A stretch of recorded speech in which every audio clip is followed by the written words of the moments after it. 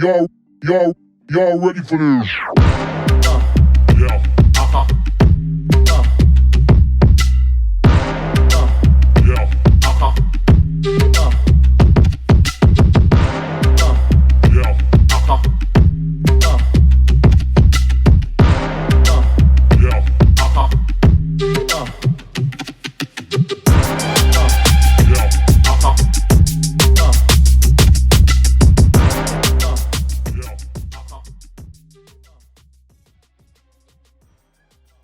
Thank you very much to our sponsors, La Sportiva, for the next edition of FriXion Max TraXion, episode 11. I can't believe it, Aaron. We've got this far.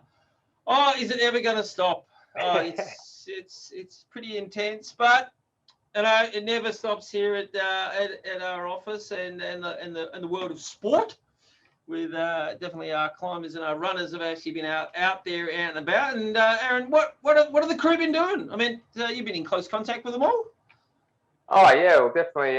It's great just the team getting out and about. We've had our runners starting like racing. Our latest result is Hayley Teal took a win at the Australian Alpine Ascent down in Mount Kosciuszko National Park, 50K. So up and over Mount Kosciuszko and yeah, which is a really great result and nicely done. Close to there, I guess, as well. Yeah, some of our climbers have been making a trip down to Canberra, and yeah, I guess a couple of big sends last week was Tom Farrell sending Mitosis a V12 and Shapeshifter V10. So big yeah, we've got there. Dan Fisher down in Canberra, so he sets the bar pretty high with some bouldering stuff. So and yeah, we all know how strong Tom is. So yeah, no, I know.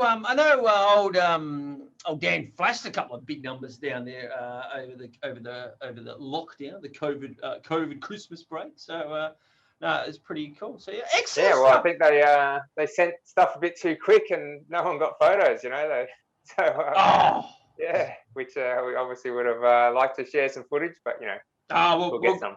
We'll get them back there for you. I mean, these kiddies love their Instagram posts, so I'm sure we'll get them back on board.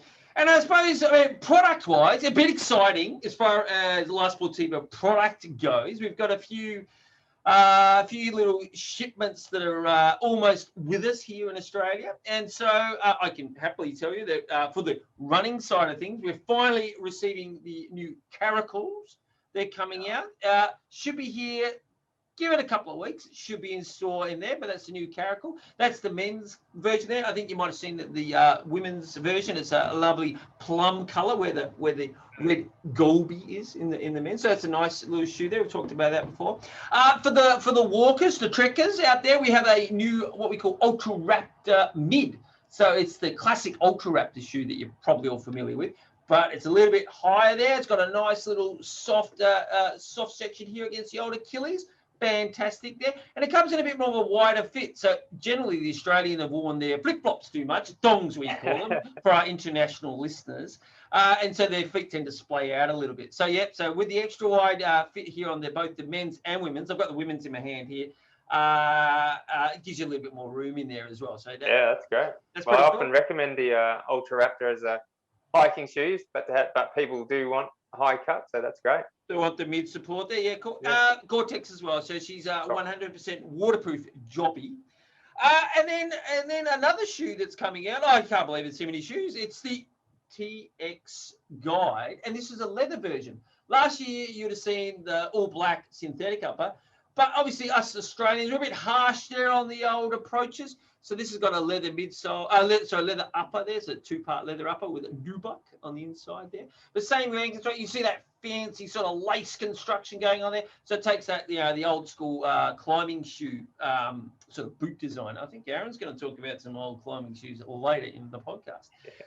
Now that's all happening in a few weeks, and then next month, if the boats all align and they come into harbour, where there is a few more shoes coming out. Is the 30th anniversary of the Mythos coming out, and they're releasing a limited edition shoe on this one, and it's a purple jobby. It's actually lilac is the colour, and it's actually got a purple rubber. So this is an eco-friendly shoe, so it uses the eco leather. With its basically the tanning process is less chemically what do you say? Environmentally friendly, so less heavy metals in the environment. It uses the laces that are all recycled fishing lines, believe it or not. They've captured all from the ocean, same as the tag in the back.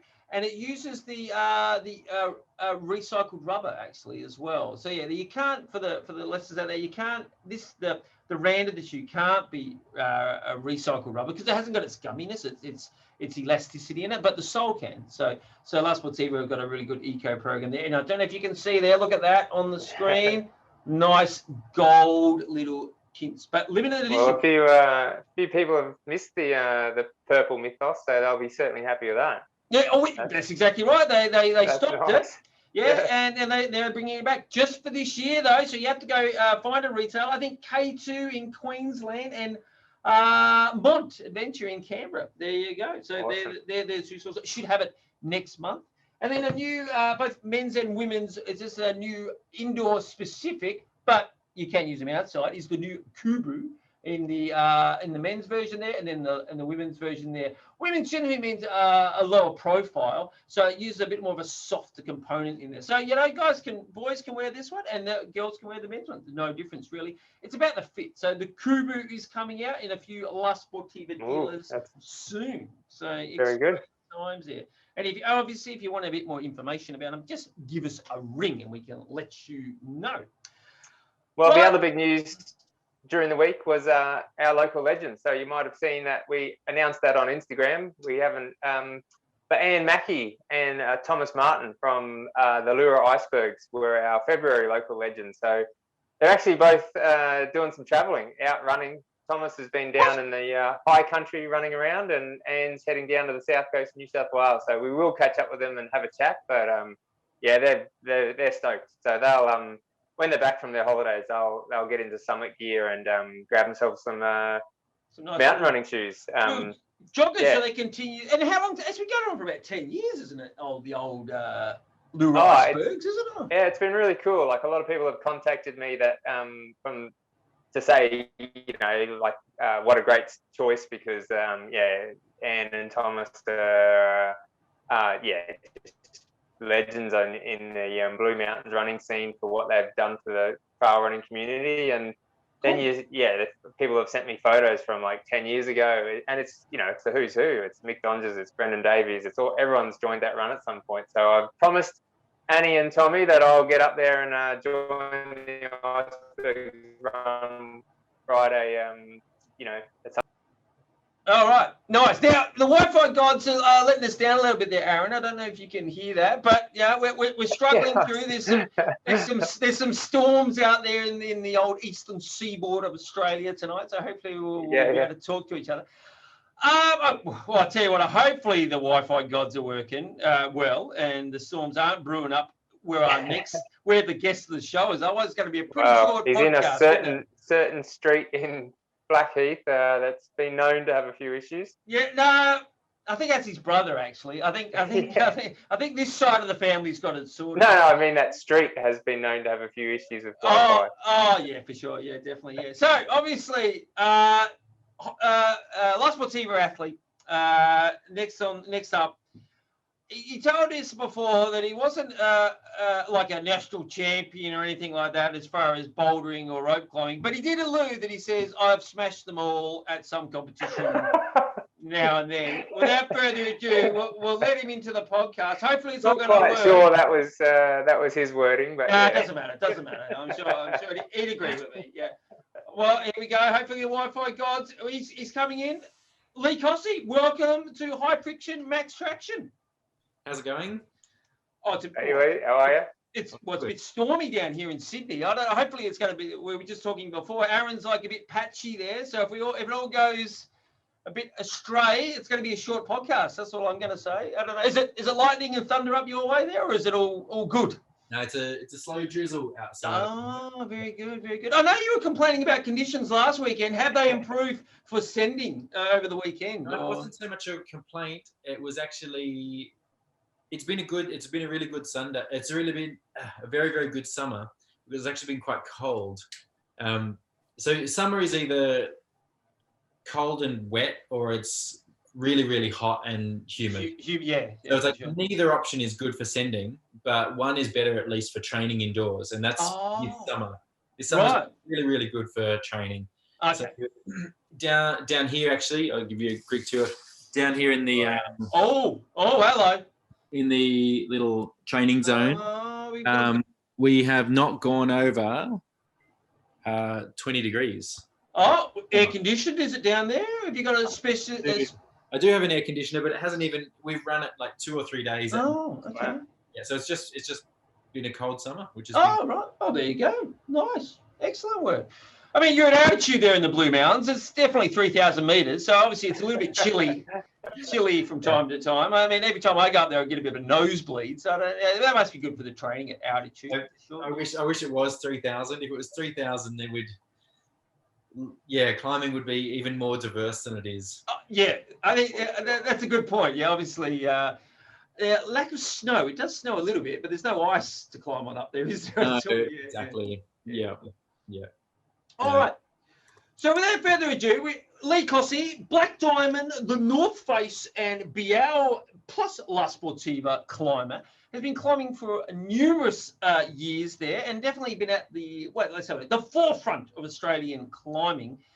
And I mean, I like to try.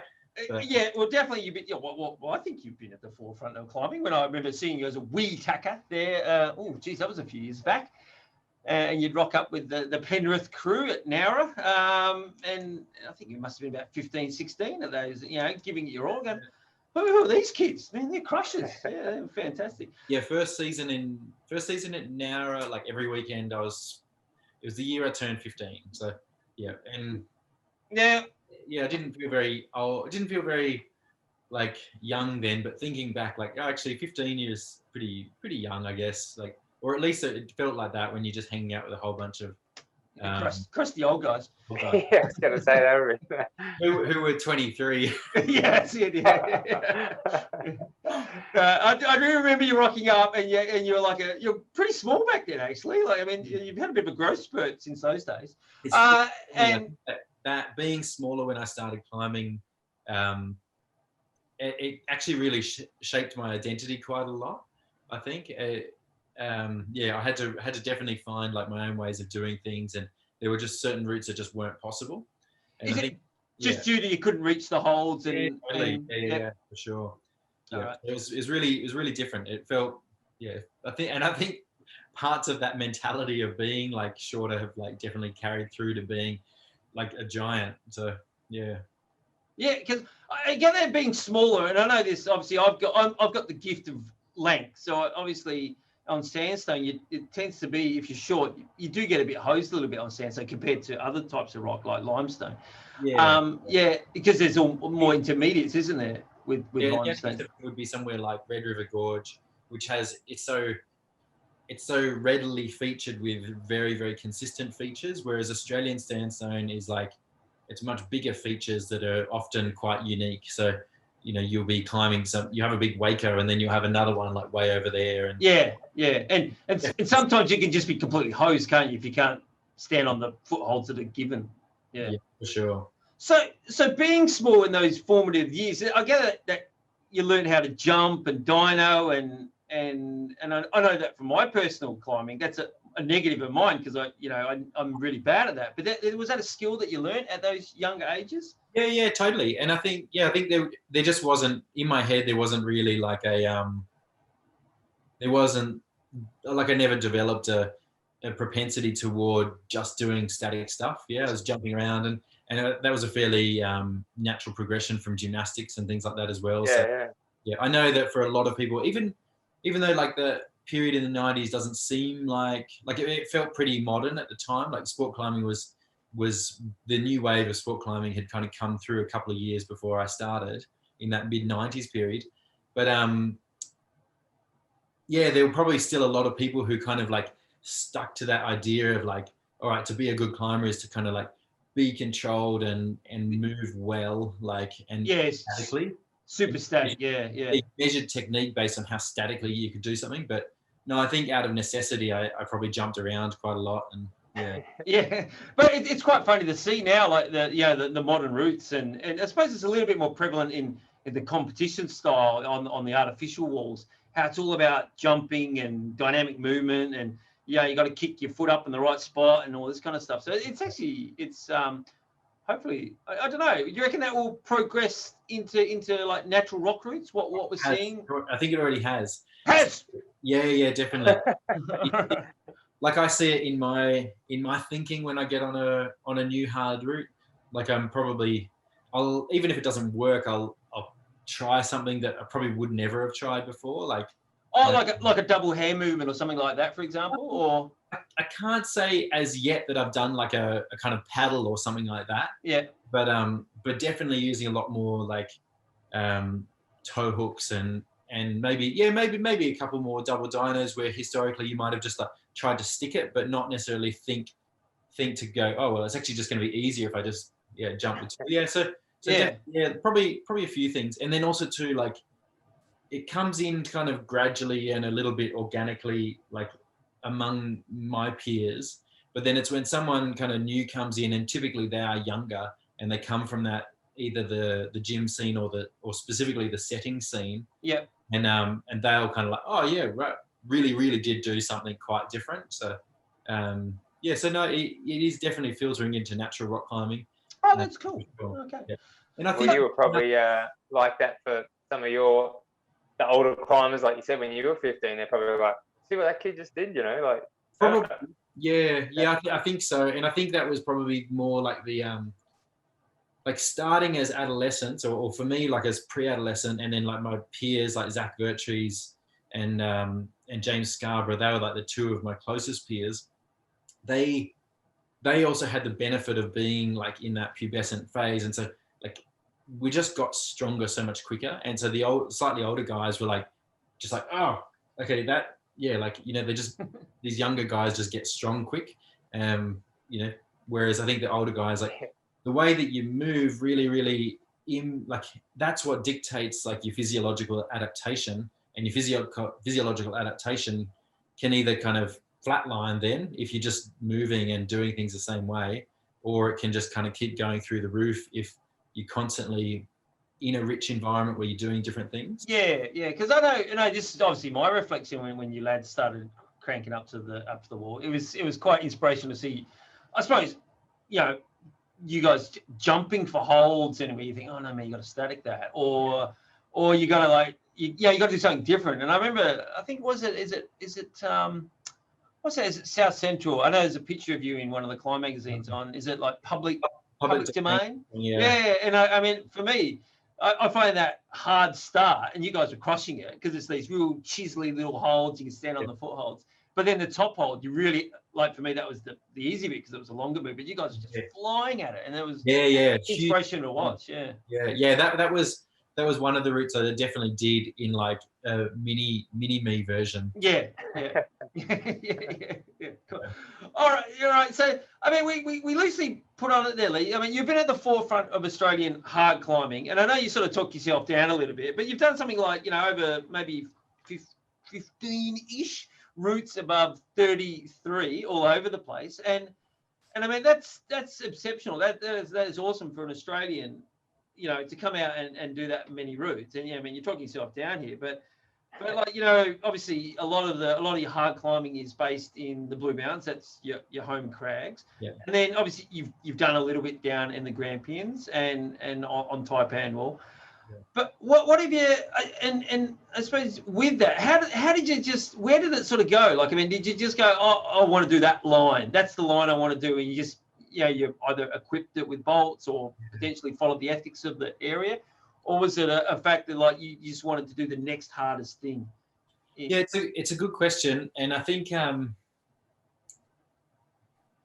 guess I think about this a lot because like I coach young kids and I coach adults as well, like kind of different like that sort of work. But so I'm always thinking about like how do you curate like the whole environment and the whole climbing experience to kind of shape a particular type of approach, because it really is, it's your approach to climbing that allows you to get stronger. It's not like, oh, this kid's strong, therefore he was able to do that. It's like, it's how you go about what you do that makes you able to do it. And so I think about myself, and like I was very, very fortunate to get into climbing, be introduced to climbing by my uncle, who had a very like open-minded approach. He was very trad oriented, but he was like, basically, you know, if you want to do it, you can do it. You find a way to do it. The other big thing is like, it was okay for me to take climbing seriously. And so that was like my parents made that okay. My uncle sort of made that feel like that's a really worthwhile thing to put your energy into. So right from the start, even before I got in with that Penrith crowd, climbing was the thing I wanted to do. And I didn't have any gear. I kind of like would traverse along bits of crappy sandstone in the lower Blue Mountains. Oh, And right. Okay. in my mind, I was a climber, and this was like, you know, some small step on the pathway to climbing Mount Everest or something like that. Oh, okay, right. So Not that I wanted to climb like Mount Everest. I very much wanted to rock climb, but it's like without really having been introduced properly to what sport climbing looks like, or even having climbed at a climbing gym, like I knew I wanted to be a climber. So that's I think that like seed of like it being okay to kind of want to pursue that was huge. Oh, okay. So away from the traditional sort of sports, you didn't keep wickets at the under 12, Springwood, you know, all college school, cricket school, that kind of thing, or take up tennis. Not at all. So I did a lot of I did gymnastics for about 4 or 5 years, and I did a little bit of martial arts. And in my short foray in team sports, I was a goalie. In football? Soccer. Exactly. So it's like even in a team sport, I seem to manage to gravitate to the independent position. You find yourself doing like chin-ups or anything while the ball's down the other end? Or? No, I think I was pretty psyched on it, but it's but at the end of the day, it's like it's still a team sport where like for a kid who was already like, you know, was a year younger than all of my other school peers and a very slow developer, like, you know, the team sports, I think basically you're either above average or you're below average, and that basically splits the population in half. And those that are, for me and my psychology at least, that resulted in kind of like not being particularly empowered in those situations. Okay. You know, and was that purely just because you're a small lad and the other guys were giants, and you just... Exactly, yeah. And so it made sense to kind of go toward these other sports where, like, you know, just sheer motor skill was like actually, you know, gave you the rewards. Yeah, okay. You weren't unco and you couldn't bat, is what you're saying. It's basically Exactly. Yeah. But it's a balance, isn't it? Like we're all dads, and we, you know, like it's that. Do you push your kids? You don't want to push them. You don't want to not push them. I don't know. You know what I'm saying? Like totally. Max is a little bit younger, but you know, like my kids are at that age where you think, man, like sport and thing has brought me so much pleasure, and you want them to discover like it naturally through just what you love to do, not force it. Definitely. And also too, like success comes through like a pretty like personally discovered like willingness to be determined. And like, you know, you kind of want your kid to be determined, but it's like you can't just tell them to be determined. It's like actually they've got to find the fuel for that themselves, I think. Yeah, it's an environmental thing, isn't it? Like you can mold them to think like that, but you can't sort of force them to do that. Yeah, I guess you know, you asked me before about like my like progress into climbing, like, and what sort of led me toward wanting to keep pursuing the harder stuff and do that. Like I guess I was saying is like I was pretty shaped before climbing, and then falling into the crowd with like at Penrith. Those guys were riding that kind of the front of the sort of mid-90s sport climbing wave that really hit Australia with the onset of the indoor gyms. And happy pants, I remember quite clearly. Happy pants and rocked my blonde hair. Yeah, that's right. Yeah. I guess to give you a couple of like key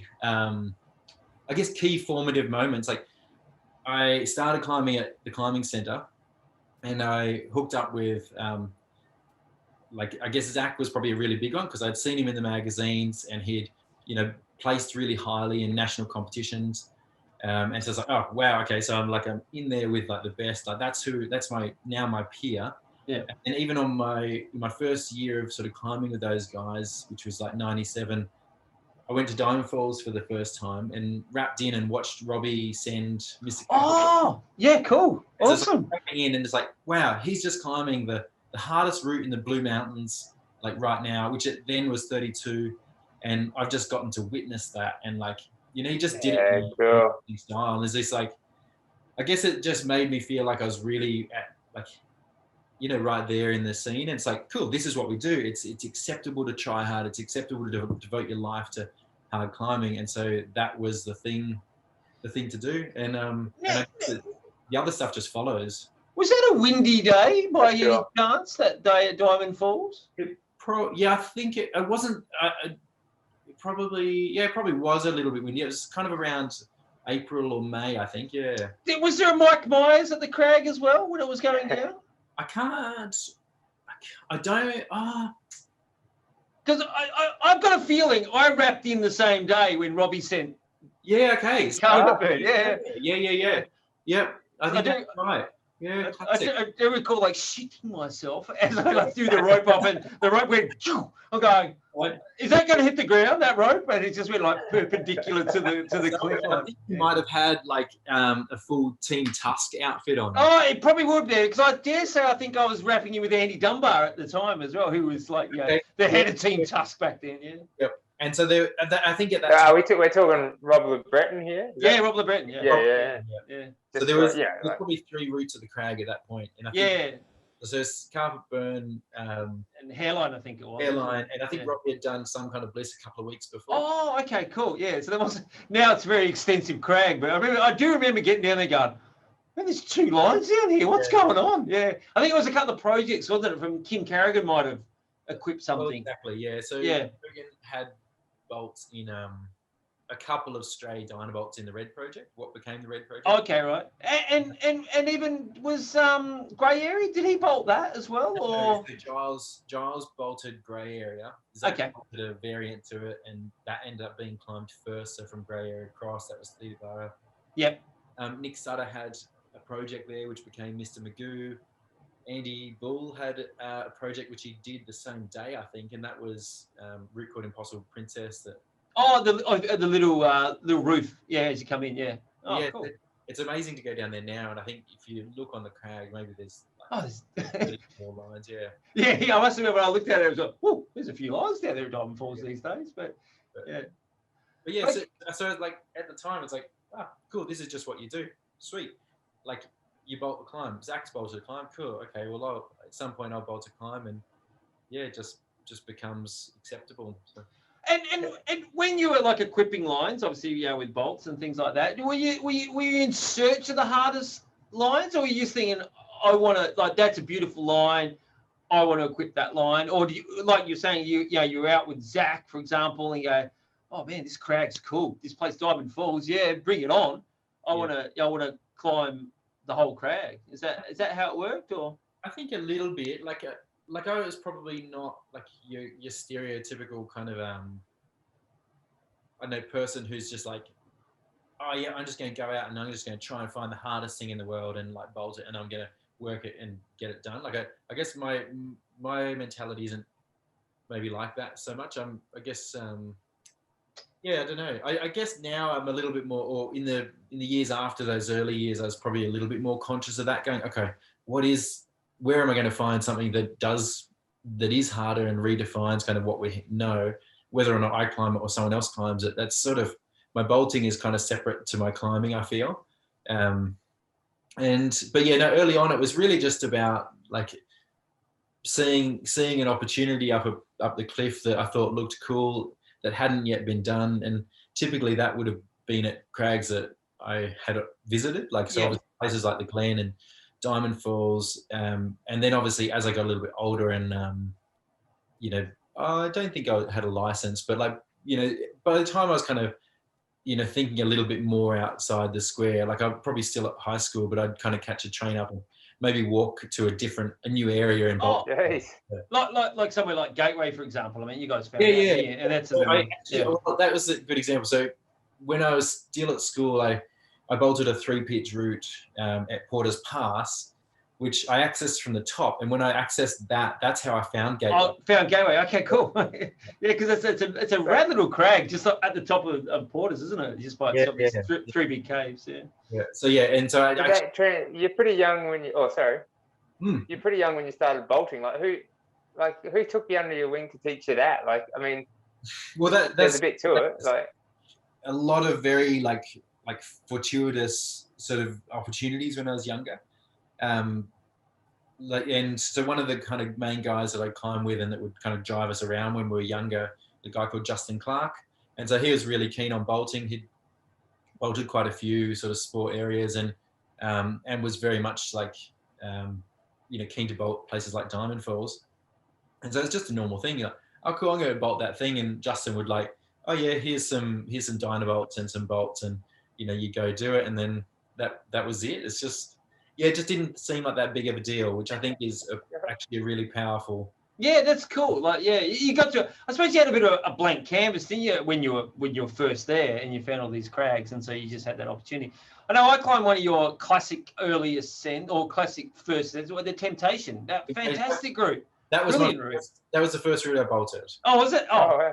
Hats off. I reckon it's one of the best 30s in the mountains. Sure. I'm sure there's lots, but that one's the best ones I've climbed. It is good. It's brilliant. Yeah, no, it's a really of power and still being quite technical and resistancy. And it's pretty consistent for such a short route, I thought, as well. Like, you've got, when you're on, you basically you're on until you clip the change, which is a little bit different for some of those climbs in that area. Kind of got like a bit of a Nara vibe, really. It has, yeah. That's probably ground action. You make it stop for a moment, and then you just like little boulder and finish it. Yeah, exactly. That's probably why I am fond of that climb. But yeah, no. Actually, I do like the dark side. I call it of the Glen. I reckon all those routes, and a lot of them are yours. Totally. Fantastic routes. Yeah, really good.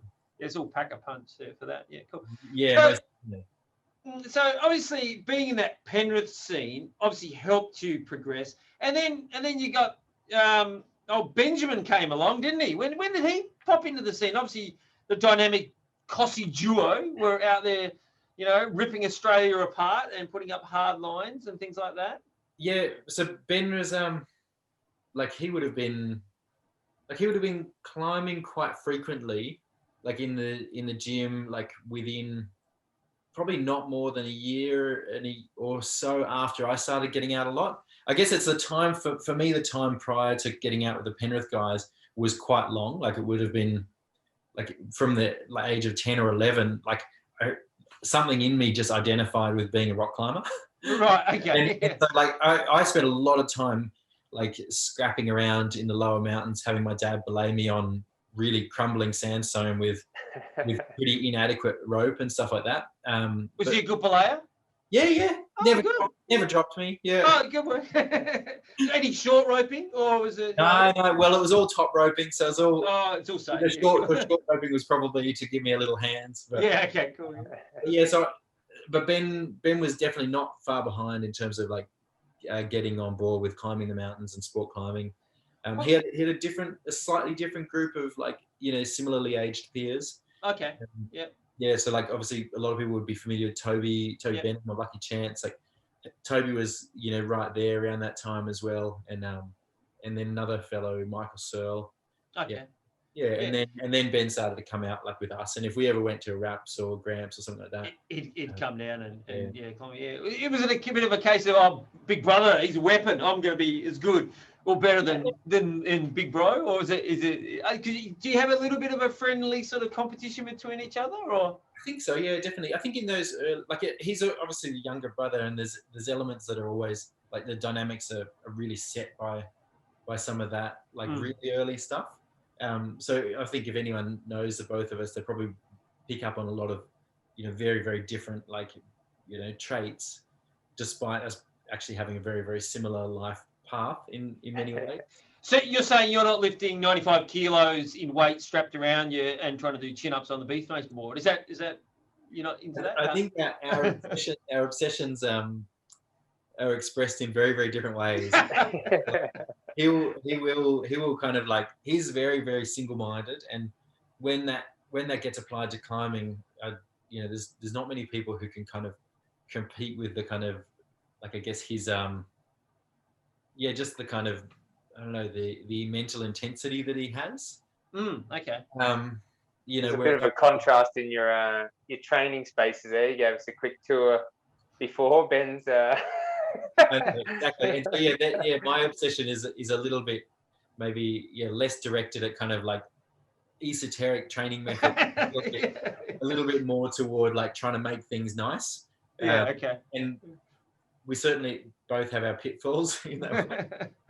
No, it definitely looks like in that training, he looks like the old Malky Smith, like you can imagine remember the old boards that Malcolm used to train on. When you look at Ben's stuff, you're there going, man, I think he'd do all right in England, wouldn't he? Or in the UK, yeah. Well, actually, like probably not, maybe half an hour before starting this this chat today, I popped over because Ben lives across the road.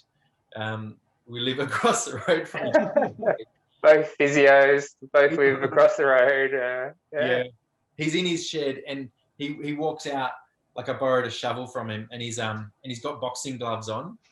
And he's in the dark shed, it's dripping, like there's water dripping around the place, and he's in there like just beating a boxing bag.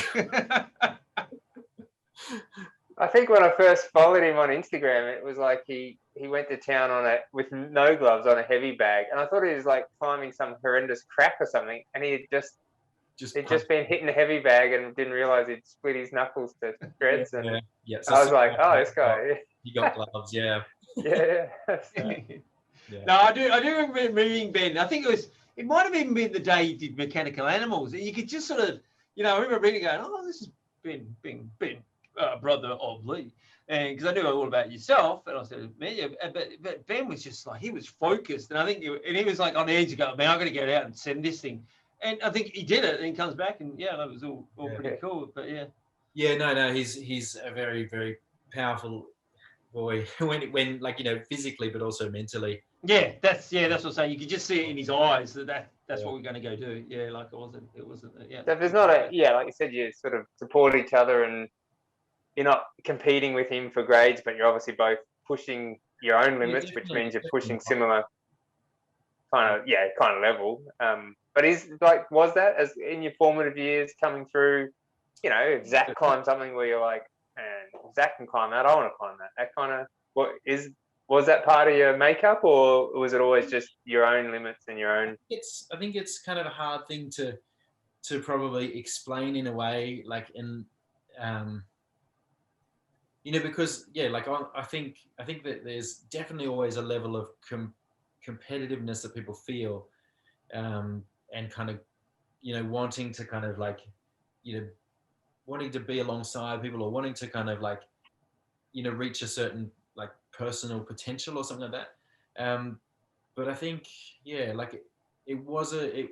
always probably felt like quite a supportive scene, or at least I thrived in that scene, and hopefully like my actions and sort of ways I did didn't come at other people's kind of like sort of expense. And that's probably the main thing. I think like you can have a scene that's what's the word, like I guess a strong scene with strong personalities who want for similar things, and it can be quite a positive thing. Yeah, it's it's very intense, or it can be kind of like a bit of a toxic thing. Yeah, but I never felt like it was particularly toxic at all or ever, but yet, like you say, Ben and I were often on similar routes at the same time, and maybe he would be having a great season one year, and then the next year it would be the opposite. And the same could be said for like Zac and myself, Chris Webb, Vince Day, and all of those guys who were around at that time. So I don't know. I guess it's I don't know. Yeah, it's competitive, but it's like there's a weird term, I guess. Yeah. It's sort of like you're happy for each other's results, I guess, and that's the feeling I get. When you talk to Jake, and you've climbed a lot with Jake, and he spoke highly of you. The last the podcast we did before about your Tasmanian adventure, he goes, at least it's on a different level, but it's just so awesome to climb with him, like it's that stuff. So and when you went to Patagonia, he was sort of reminiscing a bit on those times. And I know I've spoken to you over the years about that, and sounds like a bit of a hell of a mission, but if it wasn't for you guys and using that energy, off you, it might not have worked. Yeah, exactly. And I think, I guess it's just like, it's all just a big game, and and I think it's just like, but it's a game that like if you want to play it intensely, then you should be able to. Yeah, for sure. Yeah. But probably, those, that 10 or 15 years of your climbing, like, not to make you feel elderly, but pre-social media, you would have to ring someone or wait till Rock Magazine came out to know what someone's been doing outside of your little circle. So definitely. Whereas now people are, it's just constant in your face, like what someone's done and where they are and what project they're working on. So probably a good thing for your climbing, just get out there and climb. Yeah, I think so. And then you get hit with these kind of like, these news flashes that come through, but that wouldn't be every day. They'd be kind of like, once every couple of months when you looked at the kind of like international climbing magazine that one of your rich older friends had. Yeah, that's right. It popped up in the gym or something like that, didn't it? Yeah. Order like a $9.95 climbing magazine from America. Yeah. Oh, wow, look at that! Like, there's a teenage girl who climbs. Oh my God! How awesome is that? Well, you're referring to a Katie Brown, for example, eh? Exactly. And so like that stuff was like a complete and utter shock for sure. It's funny because I can reflect to that, and it was so cool to get all the Euro mags and the American mags, wasn't it? Yeah. But now, do you think like there's a bit of an emphasis on sending a route, then oh my God, within seconds it's up on Instagram type sort of thing, and like like definitely with some of the folk out there, it's not about. I mean, we always talk about you probably the older guard. It's about the journey of getting there, and and obviously we love the results if they go positively. Yeah. But do you think it's a little bit now like it's about the sort of like the getting as many likes on Instagram about sending a route, and it doesn't have to be a hard route; it can be an easy route. Do you think it gets in the way? I think there is that, but I also think that there's probably for every loud person that you look at who's just got who you think maybe is kind of being driven by like these kind of heavily driven by external gratification.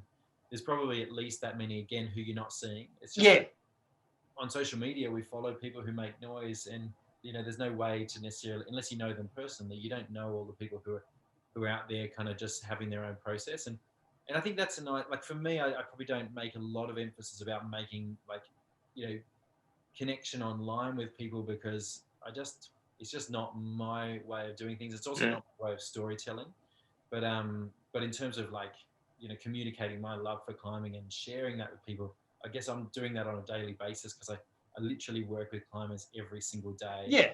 And then I go climb with climbers, and so for me, like even today, like I dropped into one of the local climbing stores and ended up having a chat about cams with one of the guys at the store there for probably 15-20 minutes, and it's just like I love that stuff. And I think so I do think that there are some people out there who definitely have a strong need for external gratification, but I think that there's still a lot of that like just honest love for climbing as well. Yeah. And that's what I was going to ask before, is this like do you love climbing hard routes? Is it I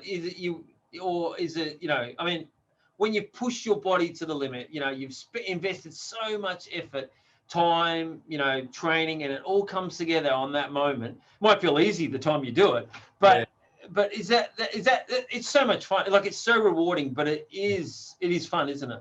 Definitely. I like actually all of it. So I really do like those moments.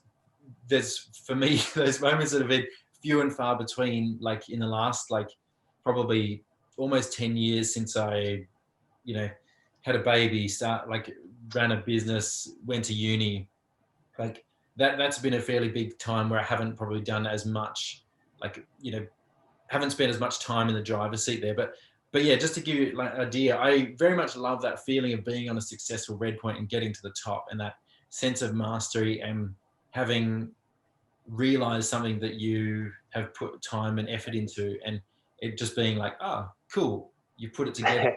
But I really, really, really like the struggle, and I guess by that I mean having a really good session where it's like I have a clear idea of what I'm doing, Yep. what I want to do, and like just being 100% in that moment and really, whatever, training with great quality, whether it's really hard session or a skill session. And I also really love the grind days where you might not be in great shape at the cliff, but you're going out to have a really solid workout. I love that. Yep. And then I really, really, really also like, just being like super, super vulnerable in nature. And like, that might be like, the example that Jake gave being at Frenchman's Cap. It's like, it's an isolated area. You're out on lead and, it is just you and your skill set and your experience. And like, you're just 100% accountable for your existence. And I just love that intensity and being there and just putting it all together. Oh, I guess I have a lot of things about climbing. Yeah, for sure. Wow. And I think the great thing about your style of climbing and is you love sport, obviously the sport side of it. You love the bouldering aspect, but you also you dabble in the old trad and in the mountains as well, like some of the alpine routes. And you're not bad at it, if I don't mind me saying there. Like, you're pretty bold. I have a problem, I guess, like understanding that.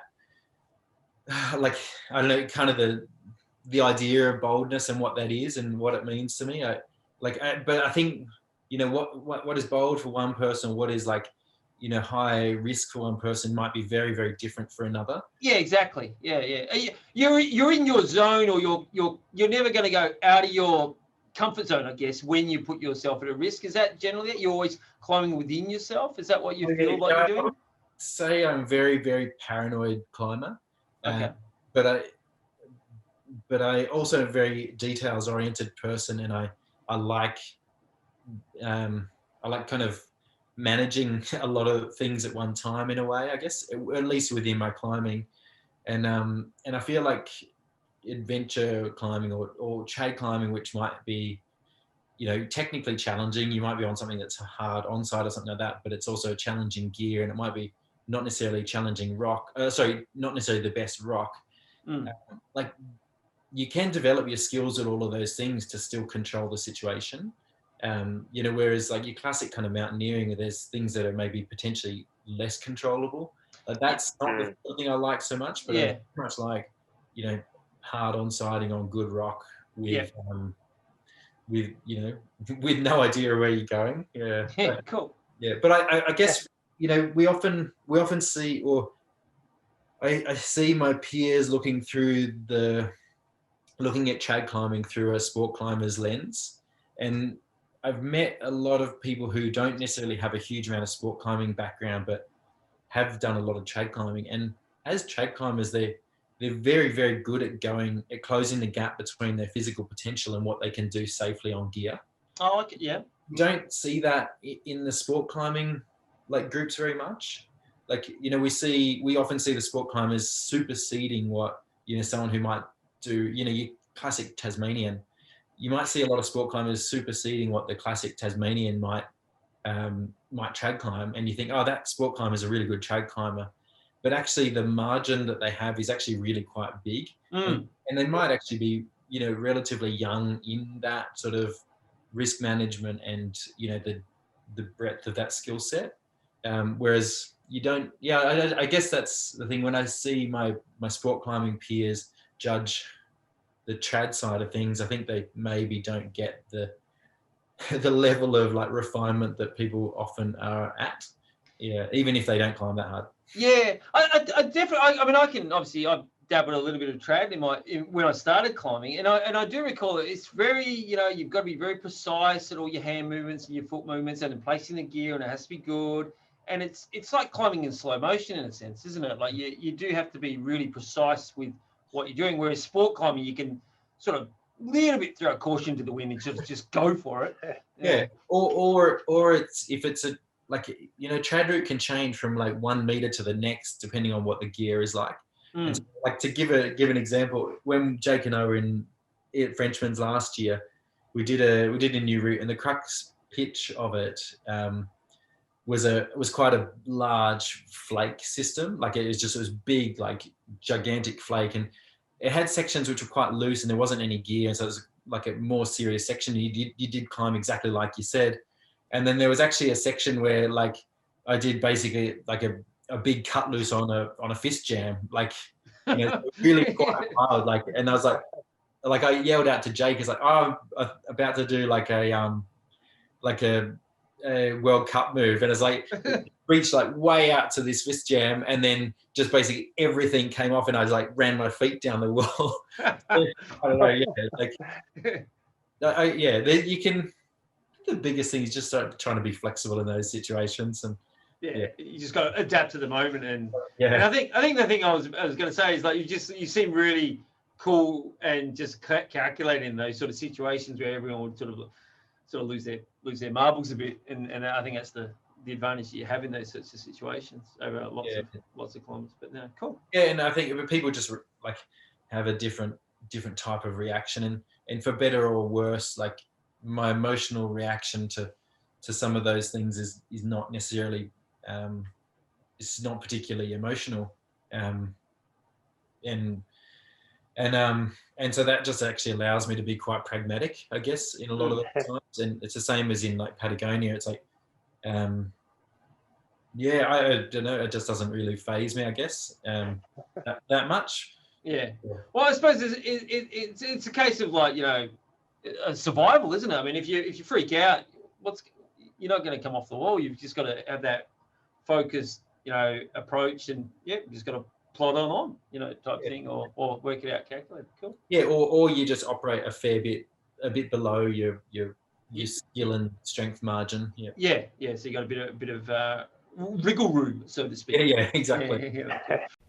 Hi, I'm Aaron, co-founder here at Scratch Labs, the world's first active nourishment company. What does that mean? Nobody knows. Something the marketing department came up with right before we fired them.